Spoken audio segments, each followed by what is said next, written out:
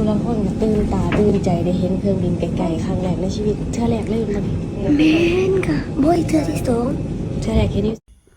ความรู้สึกแรกที่น้องธิดาลาวไปถึงสนามบินทั้งยางทั้งแลนย่านขึ้นยนต์บ่ทันทักทายสบายดี FC แฟนคลับทุกท่านที่เคารพและนับถือมาพบมาพ่อเจเบาลาวอีกคลิปหนึ่งก็แล้วกันท่านผู้ชม FC แฟนคลับมาพบพ่อกันกะโอ้ยเกือบว่าจะดึกจะดื่นกะว่าแมนท่านผู้ชมเพราะปัจจุบันนี้ทั้งบ้านเจเบาลาวก็คือว่าเข้าฤดูหนาวมาเรียบร้อยแล้วได้ตกมาใส่ 2-3 มื้อนี่บรรยากาศประมาณ 4-5 โมงแรงคือบรรยากาศมันเปลี่ยนแปลงไปลมหนาวเริ่มพัดผ่านเข้ามาวีท่านผู้ชม FC แฟนคลับเจอแบบนี้แล้วก็รู้สึกว่าเย็นกายสบายหัวใจเนาะเฮามาติดตามตอนต่อไปของน้องธิดาลาวกับอ้ายมังกรเนาะพากันไปฮอดสนามบินก็มีเรื่องเล่าหลายสิ่งหลายอย่างเฮ็ดให้เฮาเป็นตาหัวขวัญเฮ็ดให้เฮาเป็นตาหัวเราะเพราะว่าคันสิเว้าแล้วบ้านนอกเข้าในเมืองก็หากว่าแม่นเนาะเขตบ้านน้องธิดาลาวบ่มีสนามบินเด้บ่มีสนามบินอยู่บ้านนอกคอกนาห่างไกลจากสนามบินโอกาสที่จะได้เห็นเครื่องบินก็ยากเห็นแต่มันอยู่เทิงฟ้าคือน้องธิดาลาวเว้าหั่นแหละกับเห็นครั้งที่2ก็แล้วมันเห็นอยู่ในความฝันครั้งนี้ก็น่าจะเป็นครั้งที่3ของน้องธิดาลาวหั่นละตัวเนาะจักว่าน้องตื่นเต้นหรือว่าแม่เพิ่งตื่นเต้นทั้งแม่ทั้งลูกตอนต่อแถวกันตรวจบัตรตรวจตั๋วจะเข้าสู่ประตูน่ะเครื่องบินนะแม่ทั้งเว้าแน่ทั้งระแวงแน่คันสิเว้าดังหลายก็ย่านอายผู้อื่นเขา ตอนขึ้นบันไดเลื่อนก็พอแห้งแล้วน้องธิดาลาวขึ้นคันไดเลื่อนน่ะอันผู้โดยสารที่ขึ้นไปก่อนหน้านั่นก็หัวขวัญได้ยินเสียงหัวขวัญเข้ากล้องอยู่ได้ท่านผู้ชม FC แฟนคลับอันนี้คือความเป็นบ้านแหมไปทุกคนไปเบิ่งคลิปนี้น้ำกันสากรตอนแลนขึ้นยนต์มันจะเป็นแนวใดจะสนุกสนานเพียงใดไปรับชมพร้อมๆกันเลยรู้ค่ะ AAC ว่าแม่เวียดเจ็ตแอร์โอ้พี่มังกรบอกว่า AAC เนาะเอาเวียดเจ็ตแอร์ค่ะวันนี้บินที่เกต5นะคะไฟบิน VZ215 ค่ะหนูซ้อมไว้แล้วนะ 19:30 นาทีนะคะ หนูซ้อมท่าชกกับพี่มังกรเพราะว่าเผื่อมีโจรมาลักพาตัวเราดิแล้วเป็นผู้หญิงตัวน้อยๆเนาะมาพี่มังกรลองไปโจรดูโอ้อันนี้เขาเรียกหนังตะลุงแล้วมั้งกระโดดกระย่องกระแย้งนี่2อายหน่อยค่ะวันนี้อายทุกคนมาดูแลน้องเองนะคะดูแลเป็นบริการหนูให้เงินเดือนเยอะมากเท่าไหร่อ่ะ2 บาท2 บาท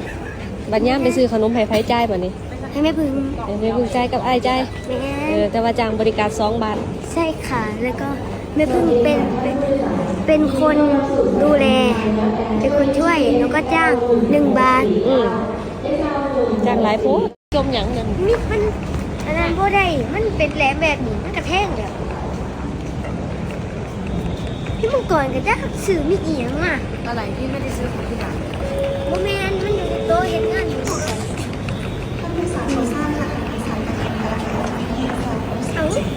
เอาของเล็บอีหยังจมหยังนั่นนี่มันอันนั้นบ่ได้มันถ้ามันรีบยากแถมตรงนี้ล่ะขึ้นบันไดเลื่อนบาทโอ้รีบอีกบาทเอากระเป๋าไว้ไปแต่ตัวหนูเดี๋ยวกระเป๋าแม่เอาไปให้เอาไปชิดแล้วขึ้นมาล่ะรอตรวจเอกสารขึ้นเครื่องนะคะว่าอยู่ที่นั่งอะไรเครื่องบินเขากำลังลงค่ะผู้ลางคนก็ตื่นตาตื่นใจได้เห็นเครื่องบินไกลๆครั้งแรกในชีวิตเทื่อแรกเลยมันแม่นค่ะบ่อยเทื่อที่สองเทื่อแรกเห็นอยู่ไสไม่ฝันโอ้ยเขาบ่นับทุกเทื่อเห็นแต่อยู่เทิงฟ้ามื้อนี้มาเห็นจอดอยู่ไกลๆเลยบัดนี้ขึ้นไปนั่งพร้อมเป็นทรงไหนเนาะมันแนมขึ้นอยู่เนาะ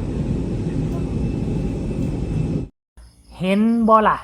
หลังจากคลิปนี้น่ะก็ต้องขอบบุญขอบคุณเด้อพอผู้บ่อยู่กับแม่เพิ่งก็เป็นผู้ใช้เพจนี้เนาะทายทุกช็อตถึงว่าจะเป็นช็อตสั้นๆเฮาก็สามารถประติดประต่อกันเอามาลงเป็นเนื้อเรื่องได้ท่านผู้ชม FC แฟนคลับหลังจากที่คลิปเรานี่ถูกปล่อยออกมาปัจจุบันนี้น้องธิดาลาวก็ขึ้นเครื่องเป็นที่เรียบร้อยให้แหละครั้งล่าสุดนี่ก็เป็นได้ยินว่านั่งเครื่องบินเวียดเจ็ตเนาะจากเวียดนามที่จะมุ่งหน้าเข้าไปเขตกรุงเทพก็ต้องได้มาแวะแต่ละเมืองเก็บเอาผู้โดยสารไปนำมันเป็นสายทางเดียวกันนี่ท่านผู้ชมเนาะว่ะมาฟังคำคิดคำเห็นเบิ่งดูล่ะคนนี้บอกว่าเจอกันสมุทรปราการว่าสั้นผู้ต่อมาก็บอกว่าเดินทางปลอดภัยค่ะว่าซั่นเด้ผู้นี้บอกว่าจะเป็นนางฟ้าแล้วสาวน้อยเดินทางปลอดภัยจ้าคนต่อมาบอกว่าเดินทางไปใส่กันเนาะเพิ่นเปิดมาเจอขอให้อีล่าเดินทางปลอดภัยคือน้องธิดาลาวกับแม่เพิ่งกับอ้ายมังกรเดินทางไปสมุทรปราการไปร่วมงานในมื้ออื่นนี่เด้อขอให้เดินทางปลอดภัยครับว่าซั่นเด้คนนี้บอกว่าบ่ต้องตกใจนะธิดาผู้ต่อมาก็บอกว่าขอให้เดินทางปลอดภัยนะเดินทางปลอดภัยขอให้เดินทางปลอดภัยอันนี้คนลาวเนาะเดินทางปลอดภัยเด้อธิดาลาวผู้ต่อมากับคนลาวตื่มโชคดีลิงน้อยว่าซั่นเด้ผู้ต่อมาพี่น้องชาวไทยน้องธิดาหัวไวสมองดีแมนถูกต้องนำทันแป๊บเดียวน้องก็เบิ่งแล้วก็เข้าใจผู้ต่อมาบอกว่าโอ้ยเนาะลูกสาวตาแมนเพิ่นมุกลายเห็นในฝันเบิ่งแล้วก็ได้ยิ้มนำสู้ๆเด้อลิงน้อยขอให้ประสบความสำเร็จว่าซั่นเดินทางปลอดภัยเด้อล่าน้อยอันนี้ก็คนลาวเดินทางปลอดภัยผู้นี้บอกว่าดีใจหลายบ่ล่าธิดาลาวได้ขี่เหือปีนว่าซั่นเด้โอ้ยนี่คือความคิดความเห็นของบรรดา FC แฟนคลับที่เข้าไปประกอบส่วน